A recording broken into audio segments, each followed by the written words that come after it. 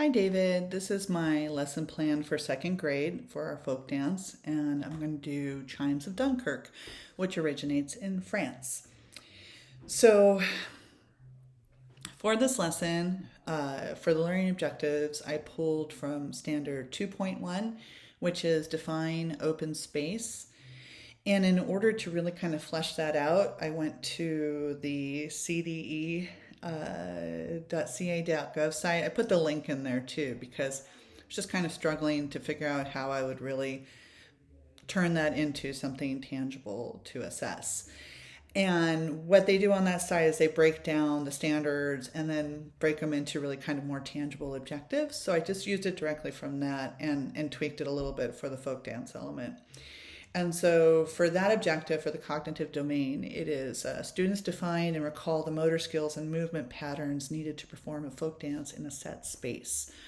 So meaning that when prompted, that the students are able to recall the dance steps, articulate that and correctly, and how to use the space around. So then next we have standard 1.18 for psychomotor.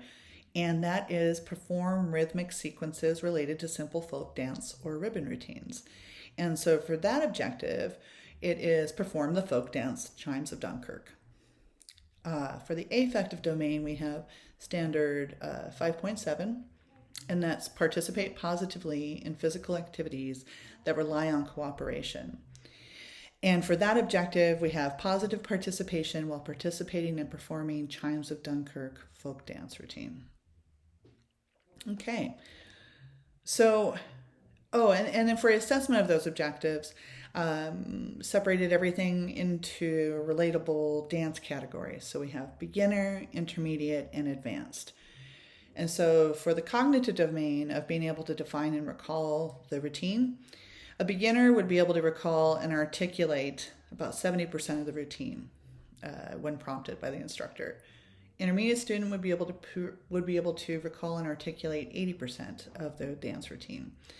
And an advanced student would be able to recall and articulate at least 90% of the routine.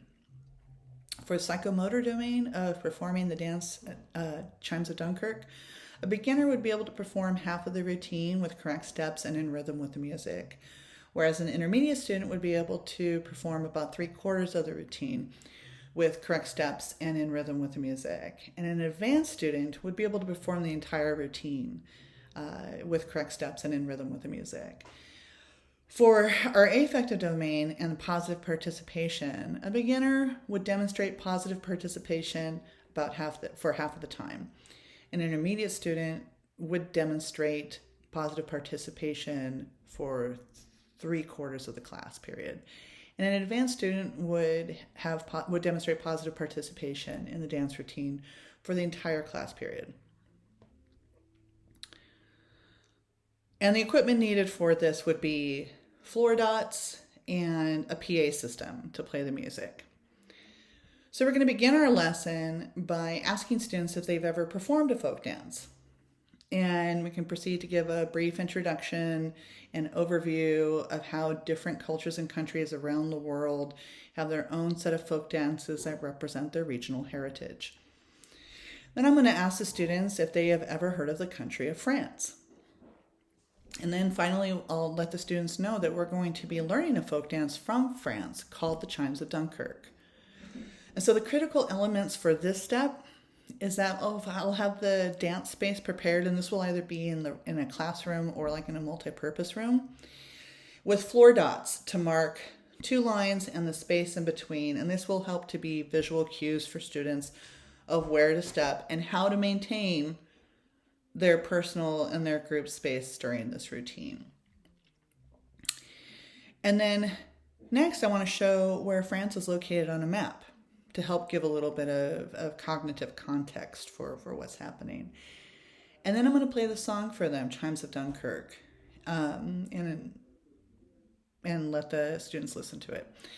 And then I'm going to check for understanding of personal and groups, space that's required for folk dance performance.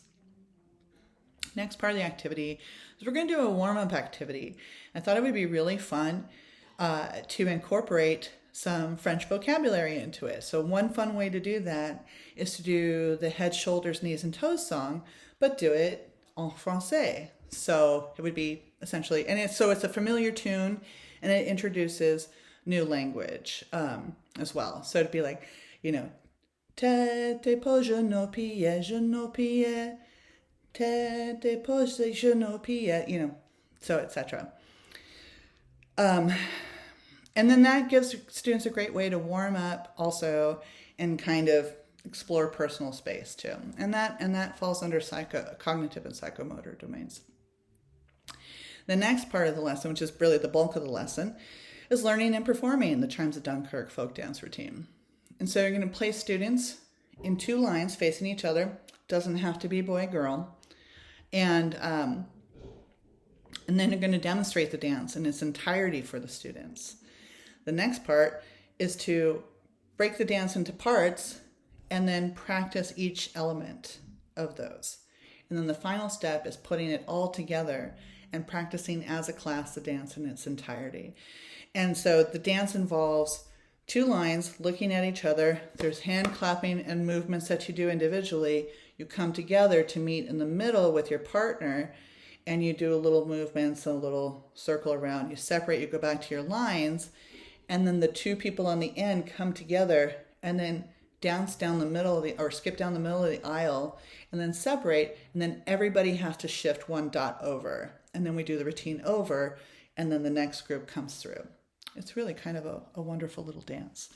We'll conclude the lesson in our usual fashion, which is asking students how they felt about it and which parts they felt were fun, which parts were challenging, and that will help to represent the affective domain and the positive participation that we really want to see happening here.